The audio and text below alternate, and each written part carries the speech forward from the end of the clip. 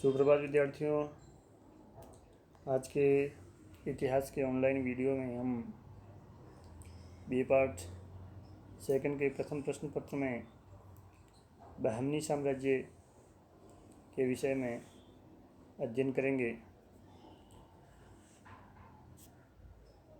ये मैंने एक नक्शा इंसर्ट किया है। इसमें बहमनी साम्राज्य की जो भौगोलिक स्थिति है वो दर्शाई गई है।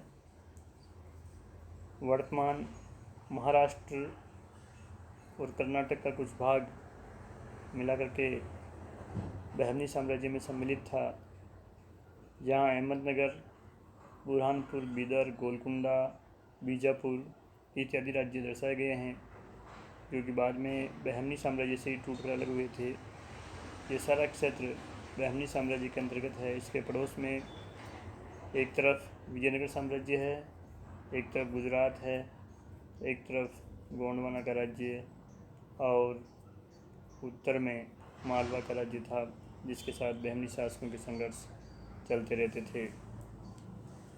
बहमनी साम्राज्य मोहम्मद तुगलक के शासनकाल में दक्षिण के सादा अमीरों द्वारा स्थापित किया गया था। सादा अमीर 100 गाँव के समूह पर नियुक्त प्रशासक थे, जो राजस्व वसूल करने के साथ साथ स्थानीय प्रशासन की देख रेख भी करते थे। कानून व्यवस्था की स्थापना के लिए इनके पास सैनिक टुकड़ियाँ होती थी। जब मोहम्मद तुगलक ने इन्हें नियंत्रित करने का प्रयास किया तो इन्होंने विद्रोह कर दिए और इन्हीं सादा अमीरों के एक नेता हसन को इन्होंने दौलताबाद राज्य का शासक बनाया और गुलबर्गा को अपनी राजधानी बनाया।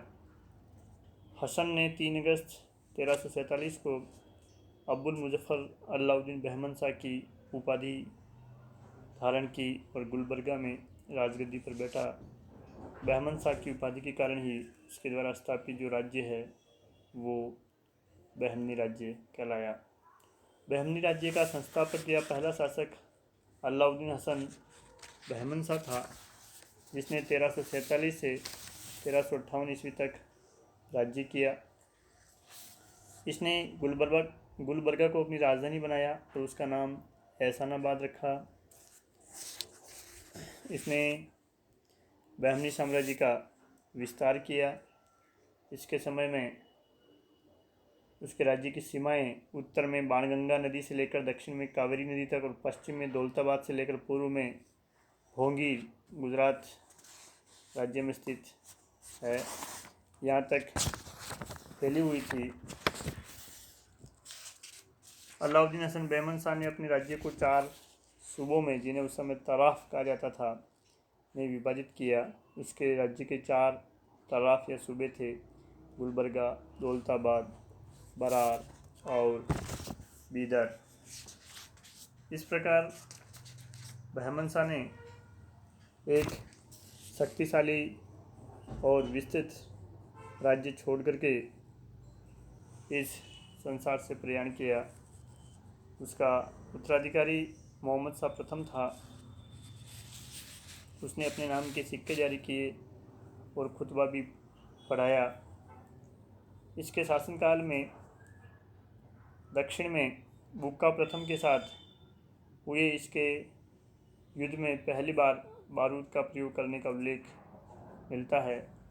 इसने मिस्र के खलीफा से मानद पत्र या मान्यता पत्र भी प्राप्त किया। इसने वारंगल के शासक कायप नायक को परास्त करके गोलकुंडा का जो किला है वो प्राप्त किया और तख्त फिरोजा नामक रत्न जड़ित सिंहासन भी इसने प्राप्त किया। मोहम्मद शाह ने अपने साम्राज्य को संगठित करने का प्रयास किया। इसके प्रधानमंत्री सैफुद्दीन गोरी ने प्रशासनिक विभागों को 8 भागों में डिवाइड करके प्रत्येक विभाग के लिए अलग अलग मंत्री की नियुक्ति की, ताकि प्रशासनिक कुशलता आ सके। 1377 ईस्वी में इसकी मृत्यु हो गई और इसके बाद मुजाहिद शाह सुल्तान बना। मुजाहिद शाह का रायचूर दोआब को लेकर के विजयनगर के शासकों से संघर्ष हुआ। कुछ समय बाद ही 1378 ईस्वी में उसके चाचा दाऊद ने उसकी हत्या करके सिंहासन पर अधिकार कर लिया, मगर दाऊद भी 1 महीने तक ही शासन कर पाया और उसकी भी हत्या कर दी गई और मोहम्मद शाह द्वितीय बहमनी साम्राज्य का शासक बना। मोहम्मद शाह द्वितीय के शासनकाल में भी सैफुद्दीन गोरी प्रधानमंत्री बना रहा। यह कला और साहित्य का संरक्षक था। इसने प्रसिद्ध फारसी कवि हाफिज को बहमनी साम्राज्य में आमंत्रित किया। यद्यपि हाफिज भारत नहीं आ पाया, इसने अनेक मस्जिदों और शिक्षा केंद्रों का निर्माण करवाया। अपने पहले के शासकों के विपरीत इसने विजयनगर राज्य से शांतिपूर्ण संबंध रखे और अकाल के समय में अन्य राज्यों से सस्ता अनाज मंगवा करके इसने अपनी प्रजा में वितरित करवाया। मोहम्मद शाह द्वितीय का उत्तराधिकारी गयासुद्दीन व शमसुद्दीन नामक उसके 2 पुत्र थे, मगर दोनों अत्यंत निर्बल और अयोग्य थे। अतः कुछ समय पश्चात ही अलाउद्दीन हसन बहमन शाह के एक पौत्र ताजुद्दीन फिरोज़ ने गद्दी पर अधिकार कर लिया। फिरोज शाह ने अपने शासनकाल में विदेशी अमीरों, जिन्हें अफाकी कहा जाता था, अफाकी वह विदेशी अमीर थे जो एशिया महाद्वीप के अन्य देशों विशेष तौर से ईरान, अफ़गान व तुर्की से भारत आए थे और बहमनी राज्य में उन्होंने नौकरी करके उच्च पदों को प्राप्त कर लिया था। उन्हें अफाकी कहा गया। उसने अफाकियों को बहमनी राज्य में स्थायी रूप से बसने के लिए प्रोत्साहित किया और दरबार में उन्हें उच्च पद दिए। फलतः उसके दरबार में अमीरों के 2 वर्ग बन गए, दक्कनी जो स्थानीय अमीर थे और अफाकी जो कि विदेशी अमीर थे। उसने इन दोनों अमीर वर्गों में संतुलन बनाए रखने का प्रयास किया। हिंदुओं को भी उसने उच्च पद दिए। वह एक अच्छा सेनानायक भी था। उसने 1398 और 1406 ईस्वी में विजयनगर के शासक हरिहर द्वितीय व देवराय प्रथम को पराजित किया। देवराय प्रथम के साथ 1406 ईस्वी में उसका जो युद्ध हुआ वो सुनार की बेटी का युद्ध कहा जाता है, क्योंकि मुदगल के एक सुनार की सुंदर पुत्री को बलपूर्वक प्राप्त करने के लिए जब देवराय प्रथम ने मुदगल पर आक्रमण किया, तब फिरोज शाह के साथ उसका संघर्ष हुआ। देवराय प्रथम पराजित हुआ और उसे अपनी पुत्री की शादी फिरोज शाह से करनी पड़ी और बंकापुर का दुर्ग भी दहेज में देना पड़ा। लेकिन 1420 ईस्वी में देवराय प्रथम ने अपनी पराजय का बदला लेने के लिए बहमनी साम्राज्य पर आक्रमण किया, जिसमें फिरोज शाह पराजित हुआ और इस पराजय के बाद वह शासन कार्य से विमुख हो गया और उसने अपनी शासन सत्ता अपने भाई अहमद के पक्ष में त्याग दी। अहमद शाह 1422 से 1435 ईस्वी तक बहमनी साम्राज्य का शासक रहा। यह बड़ा व्यक्तिगत रूप से उदार था। इस कारण इसे एक संत या वली की उपाधि भी दी जाती थी। सूफी संत गैसुदराज से इसके घनिष्ठ संबंध थे। इसने खुरासान के कवि अजारी से फिरदौसी के शाहनामा की तर्ज पर बहमन नामा लिखवाया, जिसमें पद्य में बहमनी वंश का इतिहास है। उसने अपने बड़े पुत्र जफ़र को अपना उत्तराधिकारी बना करके बहमनी राज्य में ज्येष्ठता के सिद्धांत को स्थापित किया। इसके शासनकाल में दक्कनियों अफाकियों के मध्य प्रतिद्वंदिता काफ़ी बढ़ गई थी। इसने इस गुटबाजी को रोकने का प्रयास भी किया। अपनी विदेश नीति के तहत इसने 1424-25 में वारंगल के पर आक्रमण करके वहाँ के शासक को पराजित किया और उसकी स्वतंत्रता का अंत कर दिया। उसने मालवा के हुसैन शाह को भी परास्त किया। गुजरात पर उसने आक्रमण किया, मगर उसे सफलता नहीं मिली। कोंकण के सामंत पर उसने विजय प्राप्त की और 1435 ईस्वी में अहमद शाह वली की मृत्यु हो गई।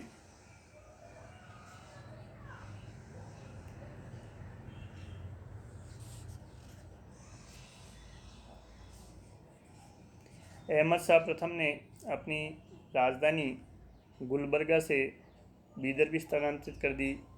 ये क्वेश्चन कई बार कंपटीशन एग्जाम में आया हुआ है। कि बहमनी राज्य का वह कौन सा शासक था जिसने अपनी राजधानी गुलबर्गा से बिदर स्थानांतरित कर दी, तो अहमद शाह या शिहाबुद्दीन प्रथम वह शासक था जिसने अपनी राजधानी गुलबर्गा से बिदर में स्थानांतरित कर दी। इसके बाद अलाउद्दीन द्वितीय 1435 से 1458 ईस्वी तक बहमनी राज्य का शासक रहा। इसने अपने पड़ोसी राज्यों तेलंगाना, गुजरात, खानदेश, विजयनगर व उड़ीसा के साथ युद्ध किए और इन सबको युद्ध में पराजित करके बहमनी साम्राज्य का विस्तार किया। महमूद गंवा का पहली बार उल्लेख अलाउद्दीन द्वितीय के शासनकाल में मिलता है। जब नलगोंडा के विद्रोह को दबाने के लिए महमूद गंवा को भेजा गया तो उसने सफलतापूर्वक इस कार्य को अंजाम दिया। उसने कई मस्जिदें, शिक्षा केंद्र और भवन बनाए। बीदर में उसने एक विशाल चिकित्सालय बनवाया और उसके खर्च के लिए 2 गांवों की आय भी दान दी। इसके बाद हुमायूं शासक बना जो 1458 से 1461 ईस्वी तक बहमनी राज्य का सुल्तान रहा। ये फरिश्ता ने इसके संबंध में लिखा है कि यह बहुत क्रूर था, इसलिए इसे जालिम उपनाम से भी पुकारा जाता था। अपने राज्यारोहण के बाद हुमायूं ने महमूद गंवा को अपना प्रधानमंत्री नियुक्त किया। इसके शासनकाल में 3 विद्रोह हुए, मगर महमूद गंवा ने इन विद्रोहों को कुशलतापूर्वक दबा दिया। दक्कनियों और अफाकियों के मध्य द्वेष इसके शासनकाल में भी बढ़ता गया। इसके बाद निजाम शाह 1461-62 ईस्वी में शासक रहा, मगर ये अल्पवयस्क था। अतः एक प्रशासनिक परिषद ने इसके शासनकाल में शासन चलाया और इसके शासनकाल में महमूद गंवा का प्रभुत्व बढ़ा और वह बहमनी राज्य में सबसे शक्तिशाली अमीर के रूप में उभरा। शमसुद्दीन मोहम्मद तृतीय 1463 से 1482 ईस्वी तक बहमनी राज्य का सुल्तान रहा। इसने महमूद गंवा को अपना प्रधानमंत्री नियुक्त करके उसे ख्वाजा जहाँ की उपाधि दी। महमूद गंवा ने बहमनी राज्य कोरोमंडल तट से अरब सागर तक विस्तृत किया। उसने विजयनगर के प्रसिद्ध बंदरगाह गोवा पर आक्रमण करके उसे छीन लिया। उसने संगमेश्वर के राजा, कोंकण के विद्रोही हिंदू सरदारों और मालवा के शासक महमूद खलजी प्रथम को भी पराजित किया। महमूद गंवा अफाकी था। उसने दक्कनियों व अफाकियों के मध्य संबंध सामान्य करने की काफ़ी कोशिश की, मगर उसकी प्रतिष्ठा और प्रभुत्व दक्कनी अमीरों के ईर्ष्या का केंद्र बन गई। अतः उसके विरोधी दक्कनी अमीरों ने सुल्तान शमसुद्दीन मोहम्मद तृतीय को भड़का करके महमूद गंवा के विरुद्ध षड्यंत्र रचा और 1481 ईस्वी में उसे मृत्युदंड दिलवा दिया। मगर उसकी मृत्यु के बाद सुल्तान को असली षड्यंत्रकारियों का पता चल गया और महमूद गंवा की निर्दोषता प्रमाणित हो गई, मगर तब तक महमूद गंवा इस दुनिया को छोड़ चुका था। सुल्तान ने षड्यंत्रकारियों को कठोर दंड दिए, मगर 1 वर्ष बाद ही सुल्तान की यह कहते हुए मृत्यु हो गई कि महमूद गंवा भूत उसका पीछा नहीं छोड़ रहा है। इसके बाद शिहाबुद्दीन महमूद शाह 1482 से 1518 ईस्वी तक बहमनी राज्य का सुल्तान रहा। इसने दक्कनी अमीरों के प्रभाव को समाप्त करने के लिए अपने प्रधानमंत्री निजामुल मुल्क जो कि दक्कनी था उसकी हत्या करा दी और कई दक्कनियों का संहार करवा दिया। फलस्वरूप दक्कनी अमीरों ने आपसी समूह के साथ मिलकर के सुल्तान की हत्या का षड्यंत्र रचा, मगर उन्हें सफलता नहीं मिली। फलस्वरूप गुस्सा होकर के शिहाबुद्दीन महमूद शाह ने दक्कनी अमीरों का सामूहिक नरसंहार का आदेश दे दिया। इससे सुल्तान की प्रतिष्ठा को काफ़ी क्षति पहुंची, साम्राज्य में अव्यवस्था व्याप्त हो गई और इस व्यवस्था का लाभ उठा करके कई प्रांतीय जो सूबेदार थे वो स्वतंत्र हो गए। उन्होंने केंद्रीय सत्ता की अवहेलना करना प्रारंभ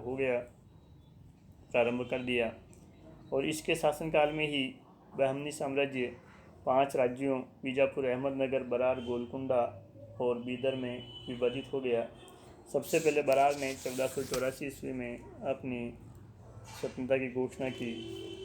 इस प्रकार शिहाबुद्दीन महमूद शाह के शासनकाल में बहमनी राज्य 5 भागों में विभाजित हो गया और वह अखंड बहमनी साम्राज्य का अंतिम सुल्तान रहा।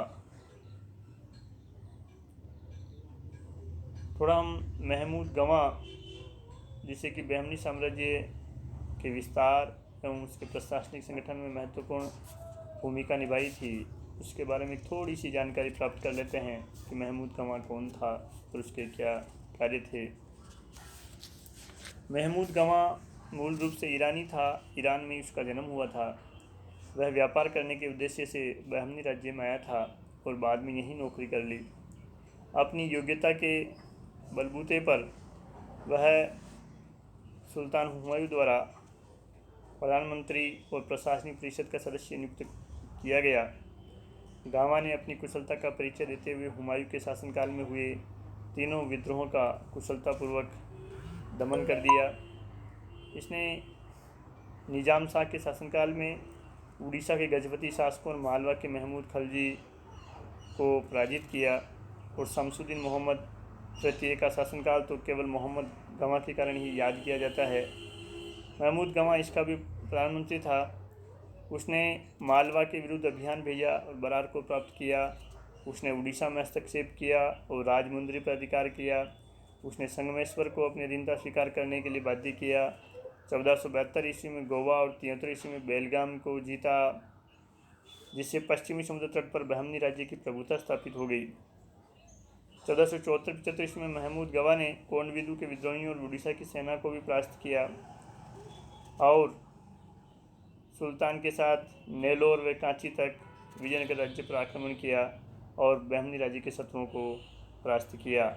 लेकिन उसकी अनुपस्थिति का लाभ उठाकर उसकी प्रतिष्ठा और प्रभाव से ईर्ष्या रखने वाले दक्कनी अमीरों ने उसके विरुद्ध षड्यंत्र रचा और सुल्तान शमसुद्दीन मोहम्मद तृतीय को उसके विरुद्ध भड़काया। फलस्वरूप सुल्तान ने 1481 ईस्वी में महमूद गवां को मृत्युदंड दे दिया। महमूद गवां एक अच्छा सेनानायक और कुशल प्रशासक था। उसने न केवल बहमनी राज्य की समस्याओं का समाधान किया, वरन उसका विस्तार भी उसने किया। उसने बहमनी राज्य के जो 4 प्रांत थे उनको विभाजित करके उन्हें 8 प्रांतों में विभाजित कर दिया, जैसे गाविल, माहूर, बीजापुर, गुलबर्गा, दौलताबाद, जुन्नार, राजामुंद्री और वारंगल। ये 8 प्रांत उसने बहमनी साम्राज्य के कर दिए। उसने प्रांतीय सूबेदारों से ज़मीन लेकर खालसा भूमि में वृद्धि की। प्रांतीय गवर्नरों के अधिकारों को और उनके सैनिक शक्ति को उसने कम किया।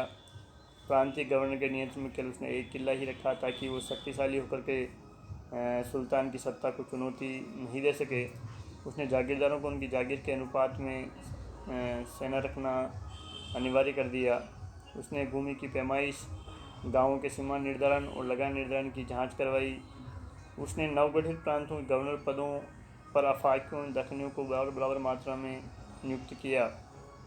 महमूद गवां शिक्षा एवं कला में भी रुचि रखता था। उसने राजधानी बीदर में एक 3 मंजिले महाविद्यालय की स्थापना की। ईरान और इराक के विद्वानों को इस महाविद्यालय में आमंत्रित किया गया। वह महमूद गवां स्वयं भी विद्वान था। उसने सैयदत उल इंसा तथा दीवान अख्तर नामक ग्रंथों की रचना की। इस प्रकार लगभग 3 दशक का बहमनी साम्राज्य का जो काल है वो महमूद गवां के बिना एक प्रकार से अधूरा ही रहता है। धन्यवाद। ये बहमनी साम्राज्य के संबंध में हमारी संक्षिप्त वीडियो था। निश्चित रूप से ये आपके लिए उपयोगी होगा।